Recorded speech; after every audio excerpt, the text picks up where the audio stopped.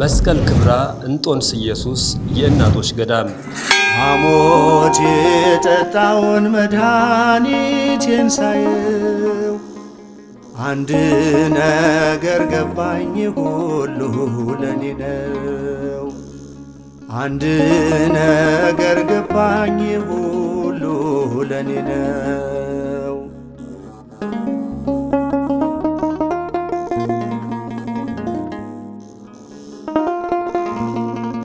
በሀገራችን ከሚገኙት ታላላቅ የተፈጥሮ ሐይቆች መካከል በሀገሪቱ ሰሜናዊ ምዕራብ አቅጣጫ በአማራ ክልል የሚገኘው የጣና ሐይቅ የመጀመሪያው ነው። በዚህ ታላቅ ሐይቅ ላይ ከሚገኙት እጅግ ጥንታውያን ገዳማት መካከል የመስቀል ክብራ እንጦንስ ኢየሱስ ገዳም አንዱ ነው። ይህ ገዳም የተመሰረተው በ14ኛው መቶ ክፍለ ዘመን በጻድቁ አቡነ ዘዮሐንስ ሲሆን ስለዚሁ ጥንታዊ ገዳም ታሪክ የገዳሙ አፈ መምህር እንዲህ ይተርካሉ። በስመ አብ ወወልድ ወመንፈስ ቅዱስ አሐዱ አምላክ አሜን። በጣና ውስጥ ካሉ ታላላቅና ታሪካዊ ከሆኑ ገዳማት አንዱ በሆነው መስቀል ክብራ እንጦንስ ኢየሱስ የእናቶች አንድነት ገዳም ስር ነው የምንገኘው። እንግዲህ የገዳም የመሰረቱት አቡነ ዘዮሐንስ ናቸው። ከክብራንና ይህን እንጦንስ ኢየሱስን የመሰረቱበትም ዘመን እንደሚታወቀው በአፄ አምደ ጽዮን ዘመነ መንግስት በ1314 እኛው ክፍለ ዘመን ነው የተመሰረተው። እንግዲህ ታሪኩ እንደሚነግረን አባ ዘዮሐንስ ጻድቁ አገራቸው እንግዲህ እንደሚታወቀው ሰሜን ሸዋ መራቤቴ እንደሆነ ታሪካቸው ይነግረናል። እናት አባቶቻቸው አባታቸው ዘካርያስ እናታቸው ሶፊያ ይባላሉ። በመጀመሪያ እንደ ሌሎቹ ታላላቅ ታሪክ እንዳላቸው ቅዱሳን አባቶቻችንና እናቶቻችን ታሪክ ልጅ አልነበራቸውም እና በጸሎትና ወደ እግዚአብሔር በማመልከት ከእግዚአብሔር የተሰጡ ናቸው እንደ ጻድቁ አቡነ ዘዮሐንስ ማለት ነው። ይልቁንም ሶፊያ እናታቸው በጣም ልጅ ባለመውለዷ በጣም ታዝን እንደነበረና በብዙ ጸሎትና በብዙ ልመና ከእግዚአብሔር ትልቅ ስጦታ አድርጎ አምላካችን እግዚአብሔር እንደሰጣቸው ታሪካቸው ይነግረናል። ከዛም ከእናት አባቶቻቸው እንግዲህ ለአቅመ ትምህርት ሲደርሱ ወደ ትምህርት ቤት ገብተው እየተማሩ አርባዕቱ ወንጌልና መዝሙረ ዳዊት ሌሎችንም ቅዱሳት መጻሕፍት ከተማሩ በኋላ ወደ ደብረ ሊባኖስ ገዳም ታላቁ ገዳም ደብረ ሊባኖስ ገዳም ገብተው ለ27 ዓመታት በዚያ ገዳም ውስጥ እንዳገለገሉ ይነገራል ማለት ነው። እና ዘዮሐንስ ያለቻቸው እመቤታችን እንደሆነች በጣም እመቤታችን ይወዱ እንደነበረና ያገለግሏትም እንደነበረ በዚያ ገዳም ውስጥም እንጨት በመስበር ሳር በማጨድ በመጋገር በዕለት ከቀኑ 7 ሰዓት ከሌሊቱ 7 ሰዓት ያክል በማይጠንትና በመንፈሳዊ አገልግሎት በዚህ በሰዓታቱ እንደምናውቀው በማይጠንቱ በልዩ ልዩ አገልግሎት ያገለግሉ እንደነበር በደብረ ሊባኖስ ገዳም ከዛ በኋላ ተነስተው በደመና ተጭነው ወደ ቅድስት ሀገር ኢየሩሳሌም እንደሄዱ ነው ታሪክ የሚነግረን ማለት ነው። ወደ ኢየሩሳሌም ከሄደው ቅዱሳት መካናትን የጌታችን ኢየሱስ በመካነ ጎልጎታው መካነ መቃብሩን እና ሌሎችን የተቀደሱ ቦታዎች ከጎበኙ በኋላ ከዛ ተነስተው ወደ ደቡብ ጎንደር ደራ ወረዳ ሮቢት የምትባል አካባቢ መጠው ምንድነው በአሳ ማጥመድ ይተዳደሩ የነበሩ ገብርኤልና መስቀል ክብራ የሚባሉ ባልና ሚስት ደጋጎች ነበሩና የእግዚአብሔር እንግዳ ብለው እዚያ እንዳረፉ እዚያ አርፈው አሻግረው ሲመለከቱ ይህን ደሴት የክብራን ደሴት ተመልክተው 14 ቀን ከቆዩ በኋላ ወደዚህ ገዳም እንደገቡ ነው እንግዲህ በገብርኤል ታንኳ ተሳፍረው ክብራን እንደገቡ ታሪኩ ቅድም እንዳሉት ይነግረናል ማለት ነው። ከዚህ ዙሪያዋን ጎብኝተው ካዩ በኋላ የኔ ባት ይሄ ነው ብለው አሳ ማጥመድ የሚተዳደሩትን ሰደዷቸው። እሳቸው ለ2 ሳምንታት እዚህ ብቻቸውን በምስራቅ በኩል መካነ ጸሎት ቆርቁረው ክብራን ቅዱስ ገብርኤል ላይ ማለት ነው እየጸለዩ 2 ሳምንት ቆዩ በኋላ ሊጠይቋቸው እንደመጡ በእንግድነት የተቀበሏቸው ከዛ ተነስተው ከተቀበሏቸው በኋላ እዚያ ማደር ሲፈልጉ አይ እዚህ ሴቶች ማደርም መዋልም አይችሉም፣ ይሄ የወንዶች ገዳም ነው፣ እናንተ እዛ ማዶ ካለችው ደሴት ሂዱ ብለው ወደ እንጦንስ ኢየሱስ እንደላኳቸውና ወደፊትም የሴቶች ገዳም እንደሚሆን ጠቁመዋቸው እነሱ መጣው በለቱ እዚህ እንዳረፉ ከዛ በኋላ ይሄን ገዳም የሴቶች መኖሪያ የሴቶች እናቶች መናንያን መነኮሳያት መኖሪያ ይሆናል ብለው የሴቶች ገዳም ብለው እሳቸው ራሳቸው እንደመሰረቱት ነው። በ1314 ክፍለ ዘመን በአፄ አምደ ጽዮን ዘመነ መንግስት ማለት ነው። ቅድም እንደጠቀሱት ይሄን ገዳም የእናቶች ገዳም ብለው ያንን ደግሞ የወንዶች ገዳም ብለው እሳቸው እንዳቆሙትና ለ35 ዓመታት ይሄን ሁለቱንም ገዳም እንዳስተዳደሩና እንደመሩ ያው ታሪካቸው ይነግረናል ማለት ነው። የዚህን ገዳም ታላቅነትና ጥንታዊነት የሚያስረዱ የታሪክ አሻራዎች ዛሬም በገዳም ውስጥ በምስክርነት ይገኛሉ። ከነዚህ የታሪክ ምስክሮች መካከል አንዱ በገዳሙ የሚገኘውና በርካታ ጥንታዊ ቅርሶችን የያዘው ሙዚየም ነው። እንደገና በ1987 በብፁዕ አባታችን በአቡነ በርናባስ አማካኝነት መስርተውታል። ሲመሰርቱ ከጥንቱ ቤተክርስቲያኑን ጥንት ከነበረበት ላይ ሙዚየሙን ደግሞ በአቡነ ዘዮሐንስ በዕቃ ቤቱ በፍርስራሹ ላይ ነው የመሰረቱት። ይሄ ታችታችሁ የአቡነ ዘዮሐንስ ዕቃ ቤት የነበረ ነው። ይሄ 14ቱን ቅዳሴ የያዘ የብራና መጽሐፍ ነው። በዚያን ሰዓት አቡነ ዘዮሐንስ ለቅዳሴ ሲጠቀሙበት የቆየ ነው።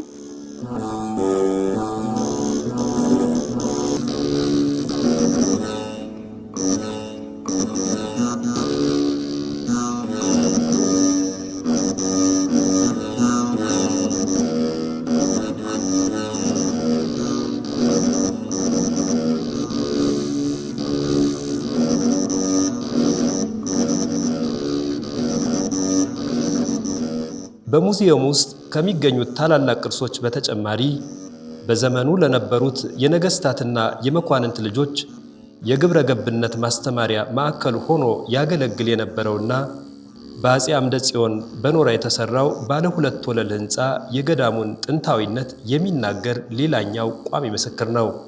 ጥንታዊ እንደመሆኑ መጠን ጥንታዊነቱን የሚገልጹና የሚያረጋግጡ ብዙ ምልክቶች አሉ። በመሃል ደግሞ ፈልሶ የኖረ እንደመሆኑ መጠን ደግሞ የሌሉ ደግሞ ነገሮች አሉ ማለት ነው። ጥንታዊነቱን ግን በበቂ ሁኔታ የሚገልጹ መሰረታዊ ነገሮች አሉ። እነዚህ ምንድናቸው ከተባለ አንደኛ አባ ዘዮሐንስ ጻድቁ የዕቃ ቤት ይጠቀሙበት የነበረ አሁን ቤተ ሙዚየም መጎብኛ ሆኖ የምናስጎበኝበት ቦታ አለ። ያታች ግማሹ በኖራ የተሰራ ነው ማለት ነው። ያ ጥንታዊነቱን ያረጋግጥልናል። ወዝ ጠገብ መሆኑ ጥንታዊነቱ በኖራ መሰራቱ ይሄ ጥንታዊነቱን የሚያረጋግጥ ነው ማለት ነው። ሌላው የአፄ አምደ ጽዮን ለተለያየ አገልግሎት ለመጠቀም በኖራ የሰሩት ራሱ ትልቅ ግንብ ግራውንድና ላይ ያለው በታሪኩና በዘመኑ እንግዲህ በቂ የሆነ ማጣራት ያስፈልገዋል። ለምን አገልግሎት ይጠቀሙት ነበር ብሎ ሙሉ በሙሉ ለመተረክ ነገር ግን ያው የነገስታትና በአቅራቢያ የነበሩ ሲያስቸግሩ ለጸሎትም የስነ ምግባርና የስነ አእምሮ ራሱ ማስተካከያም ይሆናል ብለው አመጣው በዚህ ያቆዩአቸው እንደነበረ በውስጡም የመጻሕፍት መደርደሪያ ሁሉ ያሉበት ነው እና መጻሕፍትን እያነበቡ ቅዱሳት መጻሕፍትን እየተመለከቱ ከዚህ እየተማሩ ትክክለኛ አመለካከትና ቀጥተኛ የሆነ አስተሳሰብ ይዘው እንዲወጡ እንዲማሩ ለማድረግ የሚጠቀሙበት የነበረ እንደሆነ ነው ታሪክ የሚነግረን ማለት ነው። ይሄ ነው ገዳሙ በመካከል ዘመን በተለያዩ ችግሮች የመፍለስ አደጋ ገጥሞት የቆየ ቢሆንም በ1987 ዓመተ ምህረት በወቅቱ የሀገረ ስብከቱ ሊቀ ጳጳስ በነበሩት በብፁዕ አቡነ በርናባስ አባታዊ መመሪያ ሰጭነትና በደጋግ አባቶች አስተባባሪነት እንደገና ወደ ነበረ ክብሩ የመመለስ ሥራ ተሰርቷል። በተለይም ከ2008 ዓመተ ምህረት ጀምሮ የባህር ዳርና የሰሜን ጎጃም አህጉረ ስብከት ሊቀ ጳጳስ ብፁዕ አቡነ አብርሃም ለገዳሙ በሰጡት ልዩ ትኩረትና አባታዊ መመሪያ በአሁኑ ሰዓት የቀደመ ክብሩ ተመልሶ በርካታ መነኮሳያት የሚገኙበትና ልዩ ልዩ መንፈሳዊ አገልግሎትና የልማት ሥራ የሚከናወንበት ገዳም መሆን ችሏል። እሳቸው ካረፉ በኋላ በ105 ዓመታቸው ነው አረፉ የሚል ታሪካቸው። እሳቸው ካረፉ በኋላ ይሄ ገዳም እየዋለ እያደረ የወንዶች ገዳም ብቻ እየተጠናከረ ይሄኛው እየደከመ በመሄዱ መፈታት እንደቻለና ለዘመናት ራሱ ለብዙ ዘመናት ምንም መናኝ ሳይኖርበት ክፍት ሆኖ እንደቆየ ከዛ ያን ብዙ ዘመን እንግዲህ ከ700 ወይንም ደግሞ 600 ምናምን ዓመት ያላነሰ ማለት ነው። እንግዲህ እኔ በምረዳው እንግዲህ ቁጥሩን በደንብ ባላስቀምጠውም በብፁዕ አቡነ በርናባስ በ1987 ዓመተ ምህረት በአባ ተክለ ሚካኤል በሚባሉ አባት አማካኝነት ይሄ ገዳም ዳግም እንደተመሰረተ ዳግም ተመስርቶ የነበር የጥንት ታሪኩን የተመሰረተበትንና የእናቶች ገዳም መሆኑን ጠብቆ እንዲኖር ተደርጎ የገዳም ዳግም ተመስርቷል ማለት ነው። ከዚያን ጊዜ ጀምሮ አሁን ያው እናቶች እየኖሩበት ነው ያለው። ነገር ግን በዚህ መካከል ድጋሜ ከተመሰረተ በኋላ ወደ ኋላ ተመልሰን ስንመለከት ምንድነው አባ ተክለ ሚካኤል የሚባሉ ናቸው የመሰረቱት በዋናነት ማለት ነው እዚህ ይኖሩ የነበሩ። ከዛ ቀጥሎ ደግሞ ሌሎችም ተፈራርቀዋል። በዚህ መካከል ብዙ ፈተናዎች ነበሩ። የእናቶች ገዳም ቢሆንም ያው የሚመሩትና መስራቹ አባት በመሆናቸው ስርዓቱ ብዙ ጊዜ ወጣ ገባ የሆነና በጣም ብዙ ፈተናዎች ገጥመውት ነበረ። ነገር ግን ብፁዕ አቡነ አብርሃም የባህር ዳርና የሰሜን ጎጃም አህጉረ ስብከት ሊቀ ጳጳስ የቅዱስ ሲኖዶስ አባል ከመጡበት ቀን ጀምሮ ለዚህ ገዳም ትልቅ ትኩረት ሰጠው። የእናቶች ገዳም የሴቶች ገዳም እስከሆነ ድረስ እናቶች ሴቶች ናቸው መኖር ያለባቸው። መተዳደርም ካለባቸው ራሳቸው በራሳቸው ነው፣ በራሱ መመራት አለበት ብለው ይሄን ለማስተካከል በጣም ሰፊ ጥረት አድርገዋል። ብዙም ደክመዋል። ይህን ገዳም ስርዓቱን ጠብቆ እና የተመሰረተለትን ዓላማም ጠብቆ መተዳደርና መኖር እንዲችል ማለት ነው። እና ከዚያም ከማቋቋም ከማጠናከር ምናልባት ወንዶች ለአገልግሎት ለቅዳሴ ለሰዓታት እና ለማይጠንት እና ለሌሎቹ መንፈሳዊ የቤተ መቅደስ አገልግሎቶች ካልሆነ በስተቀር ሌላ እናቶች ናቸው መምራት ያለባቸው። ከውጭ ሆኖ ግን መደገፍም ማገዝም ይቻላል በሚል በአቋም ያው እሳቸው ገብተውበት አሁን እናቶች በራሳቸው እየተዳደሩ ነው ያሉ ማለት ነው። በዚህ ሰዓት በመምኔት እየተመራ ነው። አንዳንድ የዝቅ አንዳንድ የከፍ ቢሉም አሁን በዚህ ሰዓት ወደ 45 የሚሆኑ መነኮሳያትና መናንያትና መነኮሳት አሉ በድምሩ ማለት ነው 45 የሚሆኑት። እነዚህ አሁን በስርዓትና በሕግ እየተመሩ ነው ያሉት። በገዳሙ የሚገኙ እናቶች በጾምና በጸሎት ተወስነው እግዚአብሔርን ከማገልገል በተጨማሪ የገዳሙን ሕልውና ለመጠበቅና በገቢም ራሳቸውን ለመቻል ልዩ ልዩ የልማት ስራዎችን ከባለተስፋዎች ጋር በመተባበር በመስራት ላይ ይገኛሉ። ከነዚህ ስራዎች መካከል በክረምት በሚጨምረው የጣና ሐይቅ ውሃ ምክንያት ደሴቱ እንዳይሸረሸርና የገዳሙ ሕልውና አደጋ ላይ እንዳይወድቅ ይረዳ ዘንድ በብፁዕ አቡነ አብርሃም አባታዊ መመሪያ ሰጭነት በባህር ዳር ዩኒቨርሲቲ ጥናትና ዲዛይን ተሰርቶ በክልሉ ባህልና ቱሪዝም ቢሮ አማካኝነት የሚሰራው የገዳሙ ዙሪያ የድንጋይ ካብ ተጠቃሽ ነው። ከዛ በተጨማሪ ቅድም እንደተጠቀሰው እንግዲህ ባለፈው ዓመት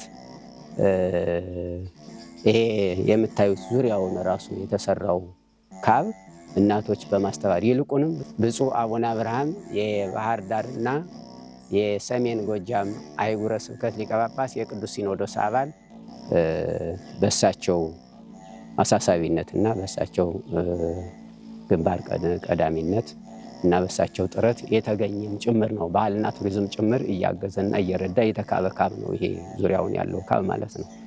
እና በ2017 በጀት ዓመት ሂሳብ ስናወራርድ ወደ 8 ሚሊዮን ከ8 ሚሊዮን በላይ ነው በዛን ሰዓት ማስታውሰው ማለት ነው የፈጀ ከአሁን በፊት ያለው ማለት ነው። የ2017 ዓመት ጀምሮ እስከዚህ ድረስ ያለው ማለት ነው። በእናቶች አስተባባሪነትና በባለተስፋዎች ድጋፍ እየተሰራ ያለው ታላቁ የገዳሙ አዲሱ ወደብ ደግሞ ሌላኛው አሁናዊ የገዳሙ የልማት ስራ ነው።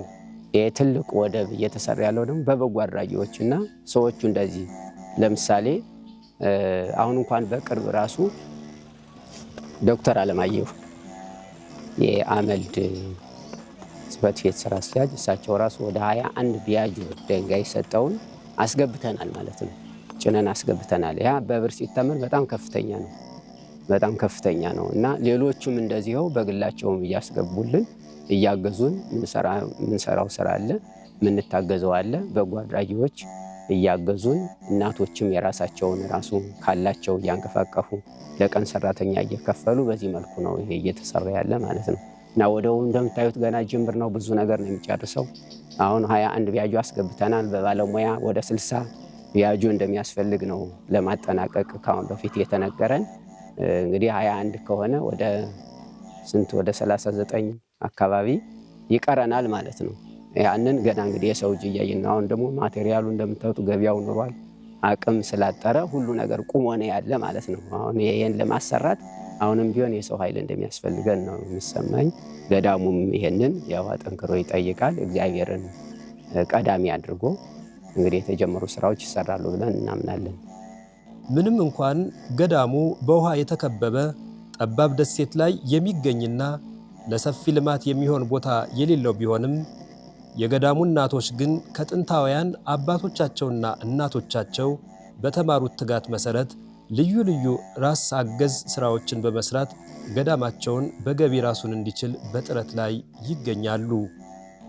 ከነዚህ ራስ አገዝ የልማት ስራዎቻቸው መካከል በገዳሙ እናቶች የሚሰራው በገዳሙ ውስጥና እንዲሁም በገዳሙ ሞፈር ቤት የሚገኘው የጥበበ ዕድ ስራቸው ተጠቃሽ ነው። ከዚህም በተጨማሪ በባህር ዳር ከተማ ወራሚት ቀበሌ በሚገኘው የገዳሙ ሞፈር ቤት መሬት በመግዛት መጠነኛ የወተት ላምና የአትክልት ልማት ስራዎችን በመስራት ላይ ይገኛሉ። ለዚህ ታላቅ ገዳም ከላይ ከተጠቀሱት በእናቶች ከሚከናወኑ የልማት ስራዎች ከሚገኘው ገቢ በተጨማሪ ቀደም ሲል ቦታውን ከሚጎበኙ ቱሪስቶች የሚገኘው ገቢ ሌላኛው የገቢ ምንጭ ሆኖ ያገለግል ነበር። አሁን ላይ ባለው ወቅታዊ ሁኔታ ምክንያት የጎብኚዎች ቁጥር በመቀነሱ የገዳሙ ሕልውና ሙሉ በሙሉ በእናቶች የልማት ስራና በባለተስፋዎች እገዛ ላይ ብቻ የተመሰረተ ሆኗል። እውነት ነው። እውነት ለመናገር በዋናነት እናቶች አሁን ራሳቸው ሰርተው በራሳቸው ለመተዳደር ራሳቸውን ለመቻል ነው ጥረት እያደረጉ ያለ። ነገር ግን ያው በቂ የሆኑ ግብዓቶችና በቂ የሆነ ስራ ማሽኑም ራሱ ባህላዊ ከመሆኑም ጋር በተጨማሪ ራሳቸውን የሚችሉበት በቂ የሆነ ገቢ ማስገኘት የሚያስችል አይደለም። ካሁን በፊት የቱሪስት መስህብ ስለነበረ ቦታው ቱሪስቶች እየገቡ ሲጎበኙ የሚሰጡትም ስጦታ ስለነበረ በዚያ ጭምር እየታገዙ ነው የሚተዳደሩ። አሁን ግን በቦታው ጉዳይ ምክንያት ወደዚህ ገዳም የሚገባው ቱሪስት ቀንሷል ማለት ነው። ያ በመቀነሱ እግዚአብሔር ይመስገን ያው አንዳንድ ምዕመናንን አላሰጠንም። በራሳቸው ጊዜ መጠው ጎብኝተው ምን ቸገራችሁ እያሉ እያገዙና እየረዱ ነው ያሉት ማለት ነው። ገዳሙን በልዩ ልዩ ጉዳዮች ከሚደግፉት ባለተስፋዎች መካከል ሰሞኑን ስርጉተ ሥላሴ በተባሉ እህት አስተባባሪነት ሐምሌ 2 ቀን ለገዳሙ 25 ኩንታል የቀለብ እህልና ልዩ ልዩ የገዳሙ መገልገያ ንዋያተ ቅድሳትን የለገሱት ባለተስፋዎች ተጠቃሽ ናቸው። በዚህ ዕለት ለገዳሙ የተደረገውን ድጋፍም የሀገረ ስብከቱ ዋና ሥራ አስኪያጅ ክቡር መላከ ሰላም ኤፍሬም ሙሉ ዓለም ስጦታው በሚጫንበት ወደብ ተገኝተው ድጋፉን ያደረጉ ወገኖችን አመስግነውና ጸሎት አድርገው ሸኝተዋል። በስመ አብ ወወልድ ወመንፈስ ቅዱስ አሐዱ አምላክ አሜን።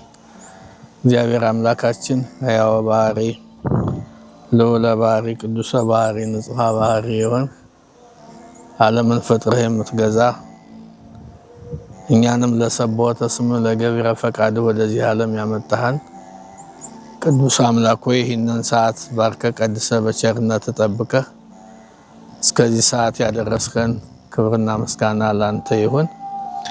ዛሬ በዚህ ቦታ ተሰባስበን የተገኘንበት ዋና ዓላማ እንጦንስ ኢየሱስ እናቶች አንድነት ገዳም ያው እንደሚታወቀው ገዳሙ ጥንታዊ ታሪካዊ ይሁን እንጂ በውስጡ ለሚያድሩት መነኮሳያት እግዚአብሔርን ፈልገው ለሚኖሩት ጥሪት ቁሪት እንደዚሁም ሌላም ተስፋ የሌላቸው ናቸው። እግዚአብሔርን አምነው የሚኖሩ ናቸው።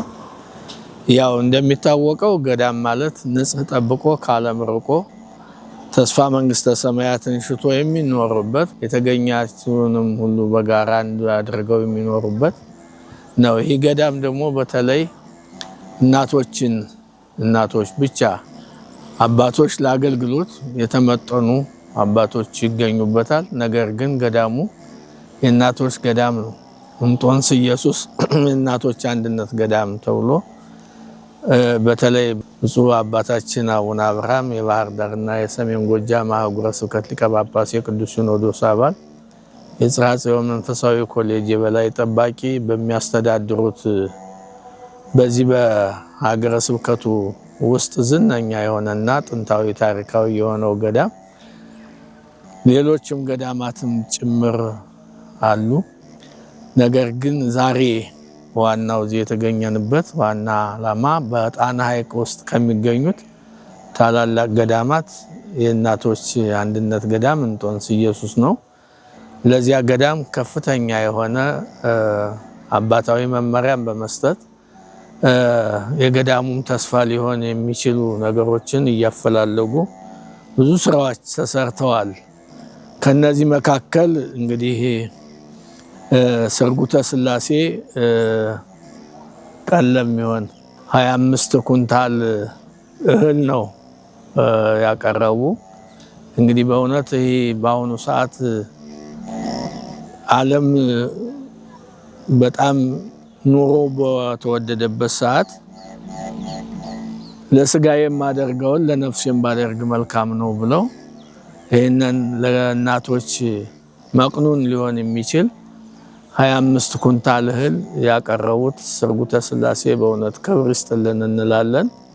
የሚዲያ እንትናቸው ደጀ ሰላም የሚል ነው። እንግዲህ ዋናው ትልቁ ቁም ነገር ለጽድቅ የሆነ ነገር ለከንቱ ውዳሴ እንዳይሆን መዘርዘር ጥሩ አይደለም የሚሆነው። እሳቸው ለጽድቅ ብለው ነው ያመጡት። ለጽድቅ ብለው እግዚአብሔር ነው ዋጋ ከፋይ እንጂ ለሌላ ነገር የሚውል አይደለም። እንግዲህ ስርጉተ ስላሴን እግዚአብሔር አምላክ የውስጣቸውን ባለቤቱ በጥበቡ የሚያውቃቸው ስለሆነ ለዚህም እድል የሰጣቸው ስለሆነ እስከ ቤተሰቦቻቸው በረከተ ስጋ በረከተ ነፍስ ያድልልን ብለን እግዚአብሔርን እንማጸናለን። ለበረከት የመጡ ናቸው። ስለዚህ እነዚህ በረከት ይዘው ሲመጡ ደግሞ አባቶች በቦታው ተገኝተው እናቶች በቦታው ተገኝተው ገለጻም አድርገው ትምህርት ሰጥተው ጸሎት አድርገው ዘመናቸውን ይባርክልን ይቀድስልን ስራቸውንም የተቃና ያድርግልን ለማለት ነው እኛ የተገኘ ነው። ስለዚህ በእውነት ለስርጉተ ስላሴ እግዚአብሔር አምላክ በረከተ ስጋ በረከተ ነፍስ ይስጥልን። እንዲሁም በውስጡ በገዳሙ ውስጥ የሚኖሩ እናቶቻችንንም የሚያስቡት መንግስተ እግዚአብሔርን ለመውረስ ስለሆነ ሙሉ ፈቃዳቸውን እግዚአብሔር ተቀብሎ ለሚያስቡት በጎ ነገር ያውልልን። እንግዲህ እዚያ ደርሶ ደግሞ ያው አባቶችም እናቶችም አንድ ላይ ሆነው ተቀብለው ገዳሙ ውስጥ እስከሚገባ ድረስ ያለውን መንገድም እግዚአብሔር የተቃና ያድርግልን። ያስተባበሩትንም ሚዲያዎች ሌሎችንም እንደ በዚህ ሙያ ላይ እነዚህን ወደ ጽድቅ ያመጡ ሰዎችን በሙሉ እግዚአብሔር በረከት ይስጥልን እንላለን። በሰላም መንገዳችሁን ቀና ያድርግላችሁ፣ ገዳሙን ያስፋልን፣ በረድኤት ይጠብቅልን። በውስጡ ያሉ እናቶችን አባቶችን ደግሞ ተስፋም ለምናደርጋት መንግስተ ሰማያት ያብቃልን። ገዳሙን በረድኤት ጠብቆ ወደፊትም ያለውን ዘመን ባርኮ እንዲሁ ገዳሙን የሚጎበኙ እናቶች አባቶችን እሱ ባለቤቱ የተቃና አድርጎ ህሊናቸውን ቀና አድርጎ ለዚያ ገዳም ተስፋ የሚሆኑ ሰዎችን እንዲፈጥርልን እንለምናለን። በሰላም እስከዚህ ሰዓት ቆይተናል። ቀሪውን ሰዓት ይባርክልን ይቀድስልን። አቡነ ዘበሰማያት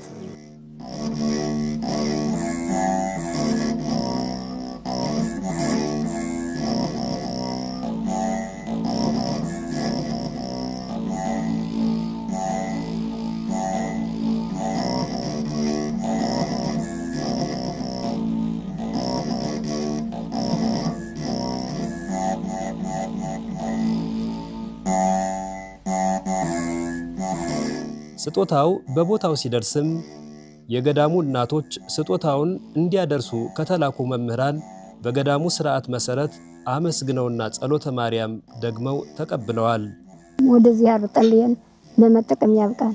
እናንተንም የመንግስት ሰማያት ያብቃችሁ ጎደለ ይሙላላችሁ በጠፋ ይተካላችሁ ያችን ስትገ እግዚአብሔር ያሰንሳት ዘሯ ይባረክ እንደዚህ ደግሞ በሰማይ የተመቸ ደግሞ ለልጅያለሽ ነው የምትገባ እሷ ምን አለባት ያሸበሸበሽ ነው የምትገባ እና ደግሞ መድኃኒዓለም ደግሞ በመሬትም ደግሞ እንዲሁ ጥቃሙን ይስጣት ጎደለው ሞልቶ በጠፋው ተክሶ ደግሞ ታይኖር ተለሳነ ሰው ይማራል አገሩን ይማረው ወንዙን ይማረው እናንተም ደግሞ አባቶች ተባረኩ ይስጣችሁ ዘራችሁ ይባረክላችሁ እግዚአብሔር ደግሞ በሾና ቢተካልሽ ተኩ እናንተም ኑሩበት አገሩ ኑሩበት አገሩን አማን ያርግልን መድኃኒዓለም ይጠብቃችሁ እሺ እግዚአብሔር ይስጥልን እህታችን ፍርጉተ ስላሴ ወይም የሚዲያ ስሙ ደጀ ሰላም እግዚአብሔር ይስጥልን እግዚአብሔር ያክብርልን መድኃኒዓለም ይጠብቅልን እግዚአብሔር ያክብርልን እህታችን በእውነቱ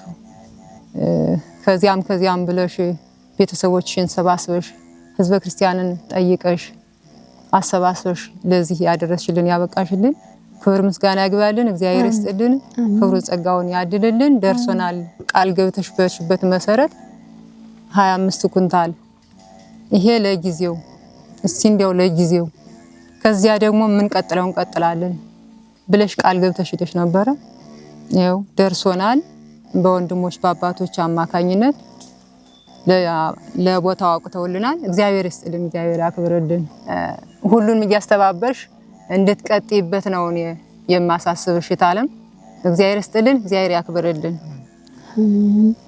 ለአሰባችሁ ለጠየቃችሁን እግዚአብሔር ያስብልን ያስባችሁ እናመሰግናለን እግዚአብሔር ይስጥልን በመጀመሪያ በዚህ ቦታ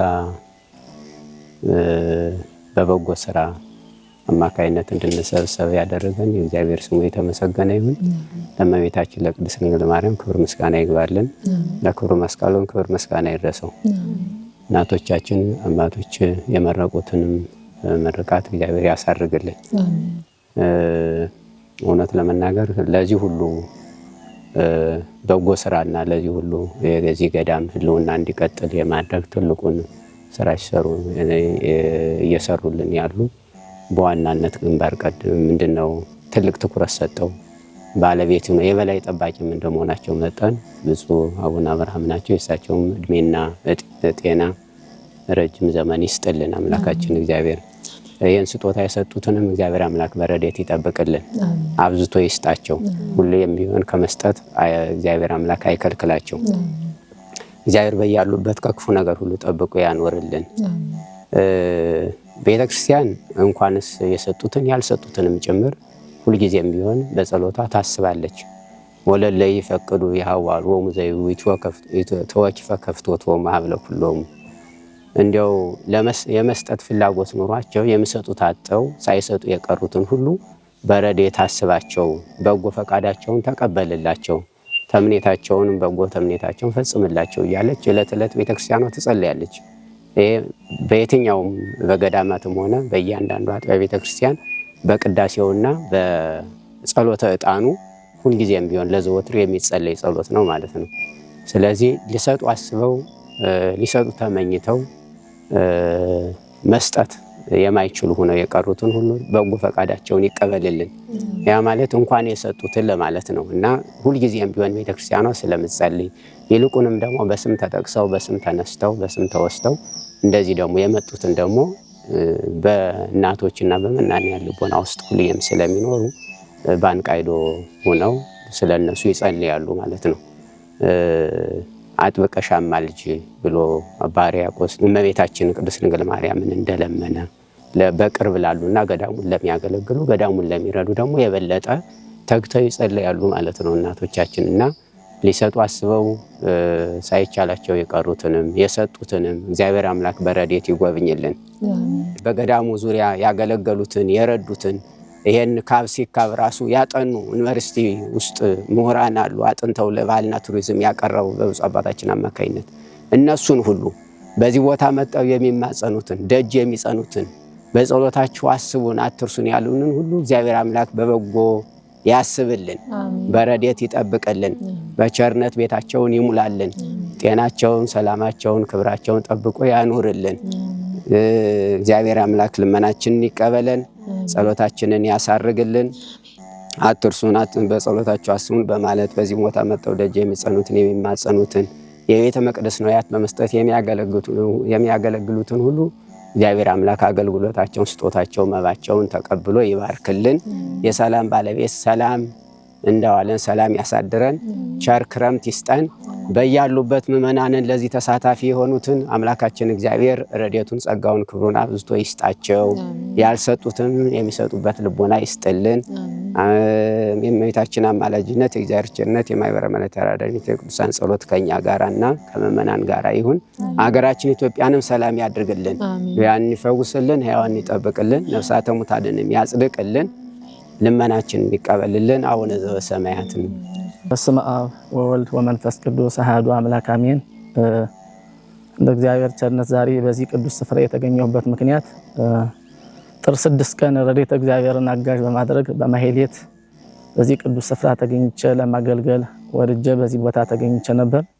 ታዲያ በዚያ ሰዓት አንዲት እህታችን ስርጉተ ሥላሴ ወይም ደጀ ሰላም የምትባል ይህን ቅዱስ ስፍራ ለመጎብኘት መጣ ነበር። ታዲያ የእናቶችን ችግር ተረድታ በረሃብ አለንጋ እየተነደፉ መሆኑን ገዳሙ ችግር ውስጥ መሆኑን ተረድታ አይ በዚህ ቦታ እኛም አሻራችን ማሳረፍ አለብን፣ እኔን የሚከተሉ በጎ አድራጊ እህቶችና ወንድሞች ስላሉ ከነሱ አሰባስቤ ለእናቶች ቀለብ መሸመት አለብኝ ብላ ቃል ገብታ ነበር። ታዲያ እግዚአብሔር ደግሞ አግዟትና ረድቷት ከእህቶችና ከወንድሞች አሰባስባ በአረብ ሀገር ካሉ እህቶችና ወንድሞች አሰባስባ በዛሬው ዕለት 25 በጥሬ 25 ኩንታል የሆነ እህል ይዘን ወደ ገዳሙ ገብተን በእናቶች ጸሎት አድርገው እናቶቻችን አባቶቻችን ጸሎት አድርገው ተቀብለውናልና እሱን አደራ ለማድረስ ነው ተከትለን የመጣነው እኛም ማለት ነው። በዕለቱም ገዳማትን መርዳት የጽድቅ ሁሉ በር መሆኑን ከገለጹት ከክቡር መላከ ሰላም ኤፍሬም ሙሉ ዓለም ጀምሮ ገዳሙን በሚያስፈልገው መንገድ ሁሉ በመርዳት ምእመናን የበረከቱ ተሳታፊዎች እንዲሆኑ መልእክቶች ተላልፈዋል። በአገር ውስጥም በውጭም ዓለም የምትገኙ የኦርቶዶክስ ተዋሕዶ ቤተክርስቲያን ሃይማኖትን አጽንታችሁ የያዛችሁ ሁሉ ለገዳማት መስጠት ለእግዚአብሔር መስጠት መሆኑን ተረድታችሁና አውቃችሁ ገዳማትን እንድትረዱ በገዳማት ውስጥ ያሉ አባቶች ደግሞ በጸሎት እንዲያግዟችሁ፣ እናቶችን በጸሎት እንዲያግዟችሁ ለገዳማት የምትሰጡት ስጦታ ለእግዚአብሔር መስጠት እንደሆነ እንድትረዱ እና እንድታግዙ በባህር ዳር ሀገረ ስብከት ስምና በራሴ ስም ላሳስባችሁ እወዳለሁ። ይቺ በጣና ውስጥ ካሉ ከ30 በላይ ደሴቶች በጣም ትንሿ ደሴት ናት። ይቺ ደሴት ደግሞ በማዕበል ሞገድ በተነሳ ቁጥር የጣና ውሃ ሲቆጣ እየሸራሸራት እያለቀች ነው የምትገኘው። ስለዚህ በመሸርሸር እንዳታልቅ መጠበቅ ስራ ለመስራት ዙሪያውን ካብ እየተካበ ነው የሚገኘው። ታችም ደግሞ ወደብ እየተሰራ ነው ያለው። በተጨማሪም እናቶቻችን እዚህ ቦታ ላይ የሚኖሩት እንደምትመለከቱት ለእርሻ የሚሆን ቦታ አይደለም፣ ለሌላም ተክል እንዲሁ ለቡና እና ለሌሎች ተክሎች ሆኖ ለገበያ የሚሆን ፍሬ ማፍራት አይቻልም እንደምትመለከቱት። ስለዚህ እናቶቻችን እንዳይበተኑ ሌላም ተጨማሪ እናቶች ደግሞ በዚህ ቦታ ላይ በዓት አድርገው ተቀምጠው ሱባኤ ይዘው ጸሎት አድርሰው የሚጠቅሙ እናቶች እንዲመጡ በዓት የለም፣ የእናቶች በዓት የለም። እስቲ ይህን እንግዲህ የምትመለከቱ መልእክቱ የደረሳችሁ ለእናቶች በዓት መስራት የምትችሉ የምትፈልጉ ሰዎች ካላችሁ የገዳሙ አካውንት ይቀመጥላችኋል። በአካውንቱ ላይ ገቢ እያደረጋችሁ ገዳሙን መስራት ገዳሙን መርዳት የሁላችንም ኃላፊነት ነው የሚሆነው። አብዛኞቹ እናቶች ተደራርበው ነው የሚኖሩት። እንዲሁም ደግሞ ጥግ ጥግ ይዘው በየጫካው የሚኖሩ ይኖራሉ እና እነሱንም ወደ ቤት ለመመለስ እና በምንኩስና ህይወት መነኮሳት የየራሳችሁ በዓት ሊኖራችሁ ግድ ነው። ስለዚህም በዓት እንዲኖራችሁ ሁሉም መነኮሳያት እናቶቻችን በዓት ይዘው ማገልገል እንዲችሉ እግዚአብሔር ማመስገን እንዲችሉ እናደርጋቸው። የየራሳቸው በዓት ለመስራት ጥረት እየተደረገ ነው የሚገኘው። እንዲሁም ቀለብም በሚያስፈልገው ሁሉ ቅዱሳንን መርዳት በመጽሐፍ ቅዱስ የተመዘገበ ስለሆነ ሁላችንም ገዳሙን እንድንረዳ ማሳሰብ እፈልጋለሁ። ይህ በባህር ዳር ሀገረ ስብከት ሚዲያ የሚተላለፍላችሁን መልእክት ተቀብላችሁ እናቶቻችን እንርዳ፣ ገዳማችንን እንጠብቅ። አመሰግናለሁ።